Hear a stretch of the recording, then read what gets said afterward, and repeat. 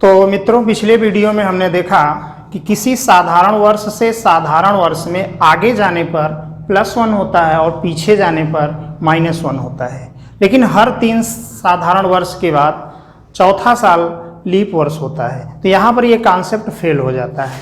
तो किसी साधारण से लीप वर्ष में या किसी लीप वर्ष से साधारण वर्ष में प्रवेश करने पर हम क्या फॉलो करते हैं, आइए देखते हैं।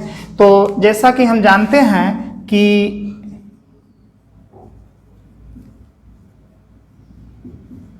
अधिवर्ष बराबर होता है 366 दिन। अगर हम इसमें 7 का भाग देते हैं तो 52 सप्ताह 2 दिन शेष बचता है। तो इस आधार पर हम कह सकते हैं कि अधिवर्ष का विषम दिन होता है 2। अधिवर्ष का विषम दिन होता है 2।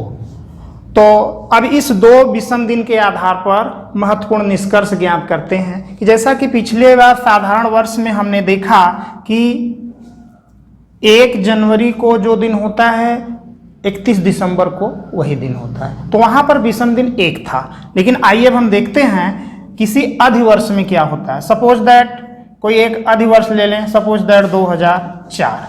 अब 2004 में 1 जनवरी को अगर शुक्रवार है तो 31 दिसंबर को क्या होगा।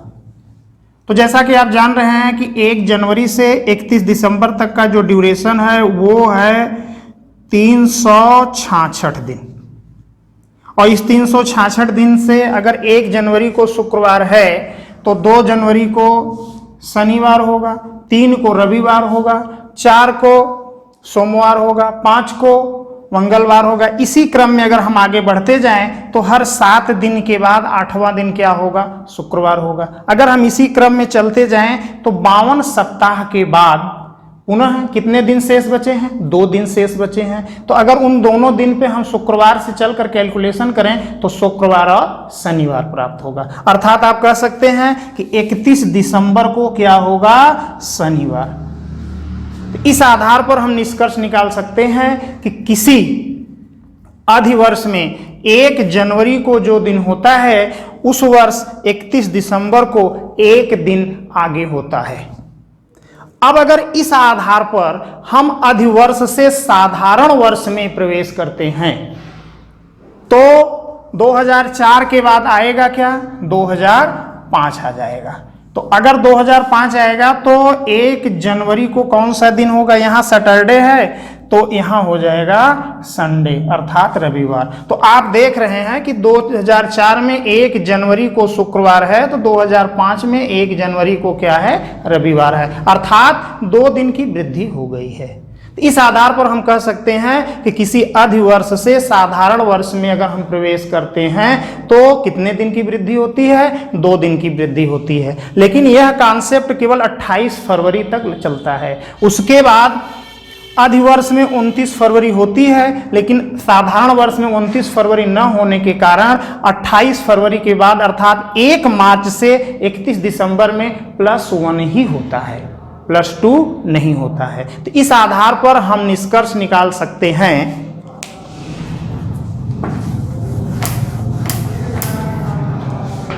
किसी साधारण वर्ष से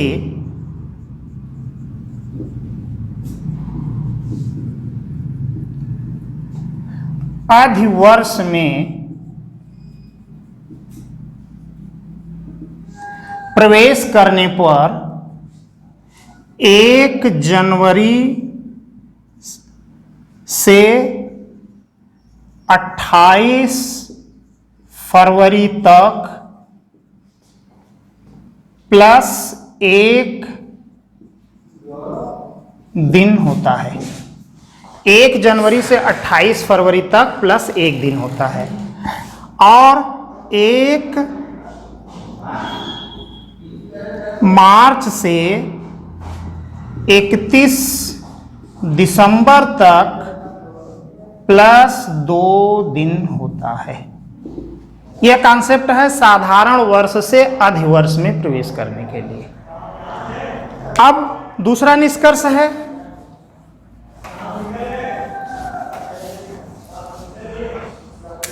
अगर अधिवर्ष से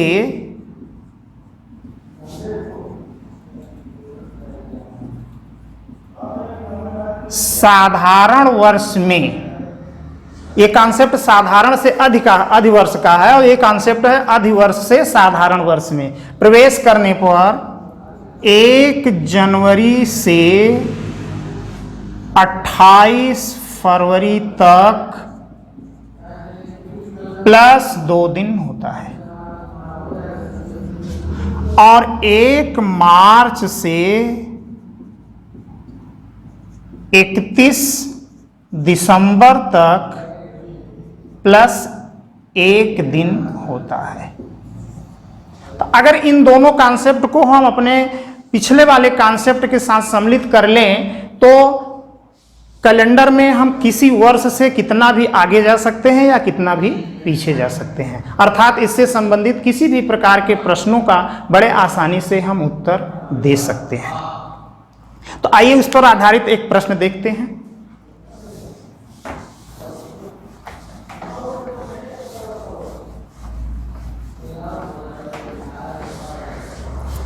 जैसे 12 फरवरी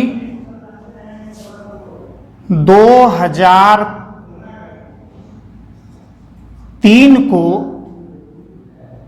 सोमवार है तो 12 फरवरी 2005 को कौन सा दिन होगा? तो आपको पता है कि 2003 के और 2005 के बीच एक वर्ष है जो लीप वर्ष है, क्या है? 2004 है। तो 12 फरवरी 2003 को सोमवार है तो 12 फरवरी 2004 को क्या होगा? तो आपको पता है कि साधारण से लीप में प्रवेश करने पर, जैसे कि आपने यहां पे देखा है, साधारण वर्ष से अधिवर्ष में प्रवेश करने पर 1 जनवरी से 28 फरवरी तक क्या होता है? +1 होता है। तो आपकी डेट क्या है? 28 फरवरी की पहले की है, तो यहां पे क्या हो जाएगा? +1, अर्थात ये क्या हो जाएगा? मंगलवार। अब अधिवर्ष से साधारण वर्ष में आप प्रवेश कर रहे हैं तो आपको पता है कि अधिवर्ष से साधारण वर्ष में प्रवेश करने पर 1 जनवरी से 28 फरवरी तक क्या होता है? +2 दिन होता है। इस आधार पे आप कह सकते हैं कि 12 फरवरी 2005 को क्या होगा? +2 करेंगे तो बुधवार और प्लस बृहस्पतिवार होगा। इस आधार पर अब फिर 2005 के बाद 2006 आ जाएगा जो कि साधारण रूल लागू होगा, 6 के बाद 7 आ जाएगा, साधारण रूल लागू होगा, 7 के बाद 8 आ जाएगा तो फिर साधारण से लीप का रूल लागू होगा। ये कॉन्सेप्ट आप जितना लंबा आगे जाना चाहें या जितना लंबा पीछे जाना चाहें ऑलरेडी आप जा सकते हैं। अगला एग्जाम्पल देखें।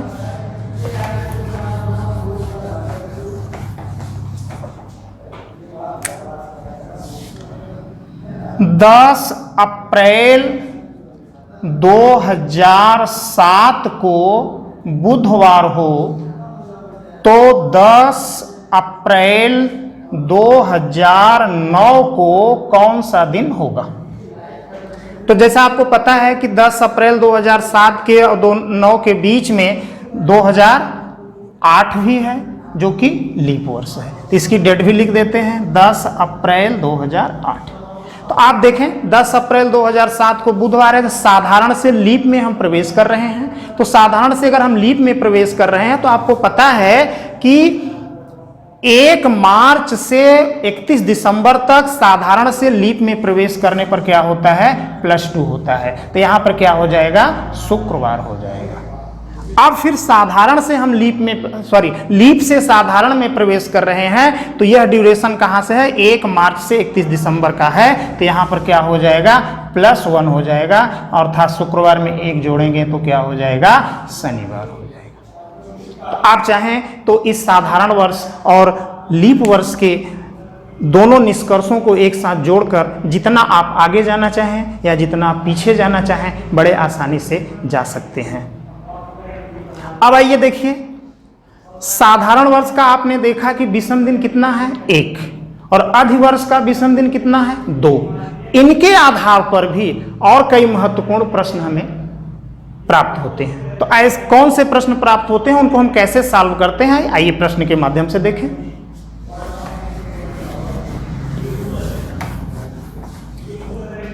तो जैसा आपने देखा कि साधारण वर्ष का विषम दिन कितना है 1, और अधिवर्ष का विषम दिन कितना है 2। अब इन दोनों के आधार पर हम कई महत्वपूर्ण प्रश्नों को अंतिम रूप देंगे। जैसे 2001 का कैलेंडर पुनः कब प्रयोग में लाया जाएगा?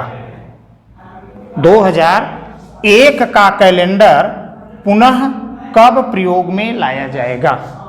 तो इसको हम बेसिक भी सॉल्व कर सकते हैं और ट्रिकली भी सॉल्व कर सकते हैं। तो आइए सबसे पहले हम देखते हैं बेसिक इसका क्या कॉन्सेप्ट है। तो 2001 जो कि साधारण वर्ष है, अगर साधारण वर्ष है तो इसका विषम दिन कितना होगा 1 होगा। 2001 के बाद क्या आएगा 2002 आएगा, इसका विषम दिन कितना होगा 1 होगा। 2003 आएगा, 2003 के बाद क्या होगा विषम दिन 1 होगा, साधारण वर्ष है। 2004 लीप वर्ष है, इसका विषम दिन कितना होगा 2 होगा, जो नॉर्मली आप समझ रहे हैं। 2004 के बाद क्या आएगा 2005 आएगा, विषम दिन 1 होगा। 2005 के बाद 6 आएगा, विषम दिन 1 होगा। 2006 के बाद 2007 आएगा, विषम दिन 1 होगा। तो बेसिकली हम देख रहे हैं, तो आप ऐसे प्रश्नों को अगर हल करना है तो जिस वर्ष को लैप कराना है उससे उसके विषम दिनों को लिखेंगे, उसके आगे के, और लिखने के बाद इन विषम दिनों को जोड़ते हैं। जब 7 या 7 का गुणज प्राप्त हो जाए तो उसके बाद वाला वर्ष, वही वर्ष नहीं, उसके तुरंत बाद वाला वर्ष दिए गए वर्ष से समानता रखता है। जैसे यहां पर देखें 1 2 3 2 5 1 6 1 7, अर्थात अगर 2001 से 2006 तक हमने विषम दिनों को जोड़ा तो आपको विषम दिन कितना मिल गया 7। तो इस आधार पे आप कह सकते हैं कि 2001 का कैलेंडर पुनः कब प्रयोग में लाया जाएगा 2007 में लाया जाएगा। आइए दूसरा एग्जांपल देखते हैं।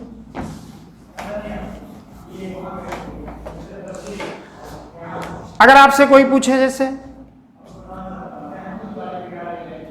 2006 का कैलेंडर पुनः कब प्रयोग में लाया जाएगा, तो आपको पता है कि 2006 का विषम दिन कितना 1, 2007 का विषम दिन कितना 1, 2008 का विषम दिन कितना 2, 2009 का विषम दिन कितना 1, 2010 का विषम दिन कितना 1, 2011 का विषम दिन कितना 1। अगर हम इनको जरा जोड़ें तो 1 2 2 4 1 5 1 6 1 7।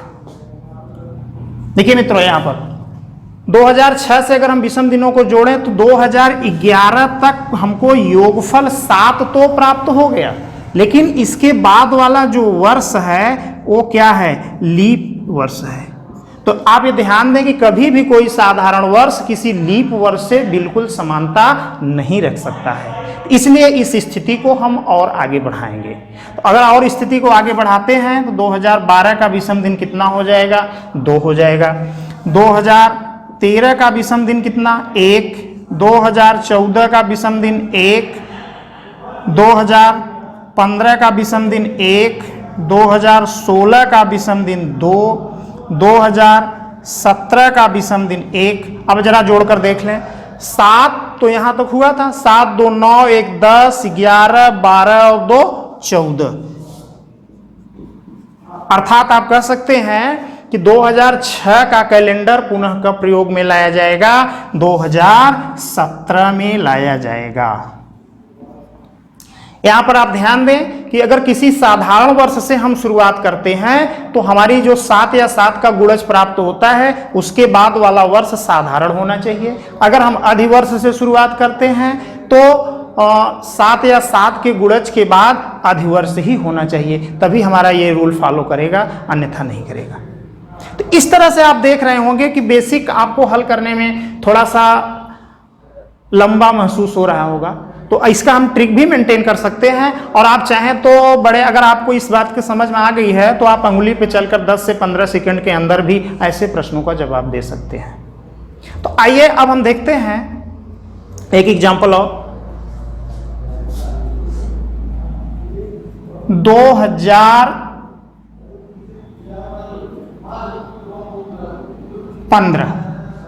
2015 का कैलेंडर पुनः कब प्रयोग में लाया जाएगा? तो 2015 का विषम दिन 1, 16 का विषम दिन 2, 17 का विषम दिन 1, 18 1, 19 1, 20 2। तो जरा विषम दिनों को जोड़िए, 1 2 3 4 5 6 2 8 हो जा रहा है, 7 नहीं प्राप्त हो रहा है। इसका मतलब गतिविधि को आगे बढ़ाना पड़ेगा। तो आगे बढ़ाते हैं। 21 1, 22 1, 23 1, 24 2, 25 1, 1 2 3 4 5 6 2 8 9 10 11 12 13 14 अर्थात 2025। फिर से देखते हैं। 1 2 1 3 4 5 6 2 8 9 10 11 2 13 1 14। यहाँ पे 7 तो नहीं प्राप्त हुआ, लेकिन 7 का गुणा 14 प्राप्त हुआ। तो 2015 से आप शुरू किए थे, 2025 तक 14 प्राप्त हुआ। इसका मतलब 2026 में 2015 का कैलेंडर पुनः प्रयोग में लाया जाएगा। इस आधार पर अगर हम इसका ट्रिक बनाना चाहें तो बड़े आसानी से हम ट्रिक भी बना सकते हैं। तो आइए देखते हैं कि इसका ट्रिक क्या होता है।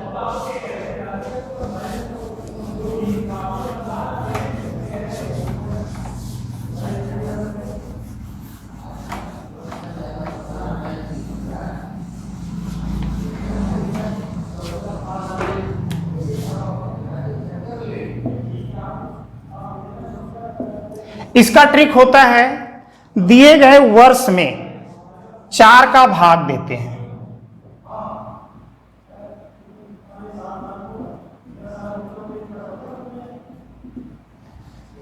दिए गए वर्ष में 4 का भाग देते हैं। अगर शेषफल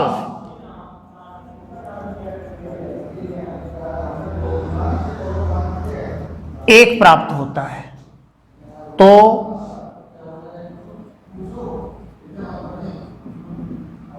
+6 जोड़ते हैं। 2 या 3 प्राप्त होता है तो +11 करते हैं। 0 प्राप्त होता है तो +28 करते हैं। एक बार फिर देखें। दिए गए वर्ष में 4 का भाग देने पर शेषफल 1 आए तो +6, 2 या 3 आए तो +11, 0 आए तो +28। जैसे अभी अभी हमने आपको बताया 2001 का कैलेंडर पुनः कब प्रयोग में लाया जाएगा, तो 4 का भाग देंगे तो शेषफल कितना बचेगा? 1 बचेगा। तो शेषफल अगर 1 बच रहा है तो इसका मतलब 2001 में हम कितना जोड़ दें? 6 जोड़ दें। तो आपने देखा था कि 2001 का कैलेंडर कब लाया? 2007 में लाया गया। फिर इसके बाद ऐसे आपने देखा 2015 में अगर हम 4 का भाग देते हैं तो 2015 में 4 का भाग देने पर शेषफल 3 बच रहा है। तो अगर शेषफल 3 बच रहा है तो कितना जोड़ेंगे? 11 जोड़ेंगे। तो 2015 में अगर हम 11 जोड़ते हैं तो कितना प्राप्त होता है? 2026 प्राप्त होता है। लेकिन यह रूल, यह ट्रिक साधारण शताब्दी वर्षों पर लागू नहीं होता है। इस बात को ध्यान रखना होगा। यह रूल साधारण शताब्दी वर्षों पर लागू नहीं होता है। तो इसलिए इस रूल को लगाने पर कई प्रश्नों के जवाब तो हमें प्राप्त हो जाते हैं, लेकिन कुछ अपवाद स्वरूप ऐसे भी प्रश्न हैं जहां पर हमको ध्यान देना होगा। जैसे 1900 का कैलेंडर पुनः कब प्रयोग में लाया गया? तो अगर हम इसमें 4 का भाग देते हैं तो शेषफल 0 बचता है। लेकिन यह अधिवर्ष नहीं है, यह साधारण शताब्दी वर्ष है। अगर ये साधारण शताब्दी वर्ष है तो इसमें हमें +6 करना पड़ेगा। बेसिकली देख लें, 1900 का विषम दिन कितना होगा? 1 होगा। 1901 का विषम दिन 1 होगा, 2 का विषम दिन 1 होगा, 3 का विषम दिन 1 होगा, 4 का विषम दिन 2 होगा, 5 का विषम दिन 1 होगा। 1 2 3 4 2 6 1 7 मिला। तो इसका मतलब 1906 में आपका 1900 का कैलेंडर पुनः प्रयोग में लाया जाएगा।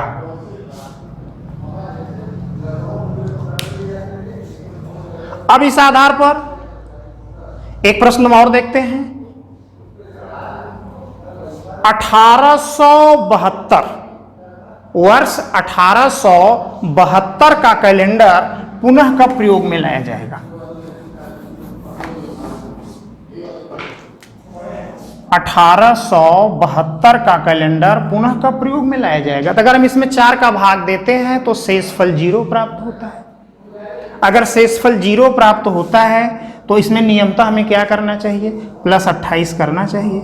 अगर हम प्लस 28 करते हैं 1872 में तो ये प्राप्त कितना होगा? प्लस 28 करें तो प्राप्त हो जाएगा 1900। तो यह एक अधिवर्ष है, यह एक साधारण वर्ष है।